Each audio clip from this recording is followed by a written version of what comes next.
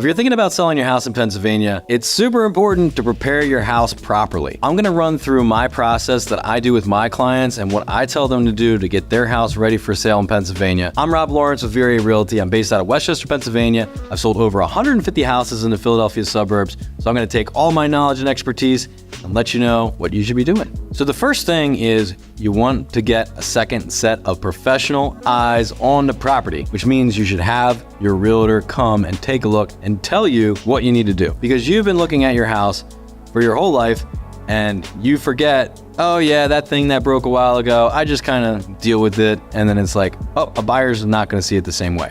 So when you get that realtor to come through, they're going to give you a rundown of what they think you should do to prepare your property for sale. In this video, I'm going to talk to you about how I do it with my clients and my steps in my process and what I tell them to do and what I look for and what I see. Let's get into it. When I go to a house for a client that I'm helping prepare for sale, the first thing I do is look around the outside. One of the things I check is the driveway.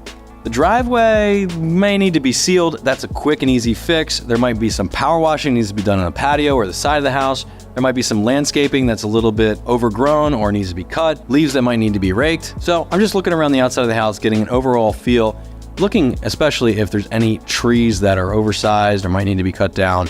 That's usually the biggest item on the outside that might cost the most money. We're going through all that stuff. I'm also taking note if there's a well and septic, where those are located. Next, I'm going to go inside the house, meet with the seller and ask them, can you tell me what's wrong with the property as you tour me through it? This is an important part of the process because it's going to guide me to if you need to fix something, how you should fix it, or if you shouldn't fix it at all. That way you maximize your investment. As I'm touring through the house, I'm looking at furniture and clutter and personal items.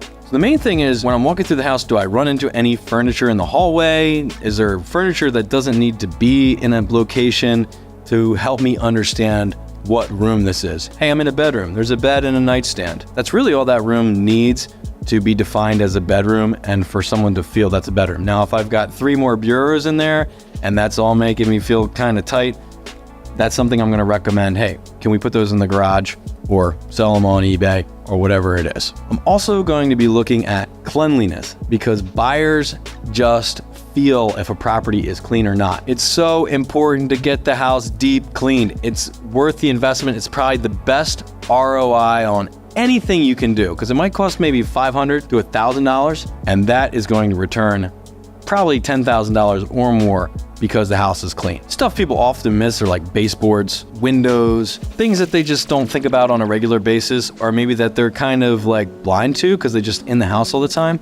So again, that cleaner is like a second set of eyes. That's a professional cleaner that's going to come through and just do all that for you. In Pennsylvania, we have a use and occupancy inspection, often called U&O, that's often performed by most townships. It's not every township, but your realtor should come and tell you, hey, this is the stuff they're going to look for use and occupancy inspection. In Pennsylvania, it's the seller's responsibility to fix items that come up on use and occupancy inspection. If they fail use and occupancy, then the seller is contractually obligated to fix those items. It's a good thing to get ahead of, and you have the list right online. Your realtor can provide that for you, and you can get the smoke detectors in place, carbon monoxide, make sure you have hand railings, look at your sidewalks, and you're ahead of the game, and it's going to make your house percent better as well. I hope this information that I've gained over selling 150 houses in the Philadelphia suburbs has been helpful to you and knowing what to do and what not to do. But number one thing is, again, get a realtor out there to see your property to help you get prepared to sell. So if you'd like me to do that for you in the Philadelphia suburbs, I'd be more than happy to. Please don't be a stranger. Reach out to me down below. My information's there, and I'll see you soon.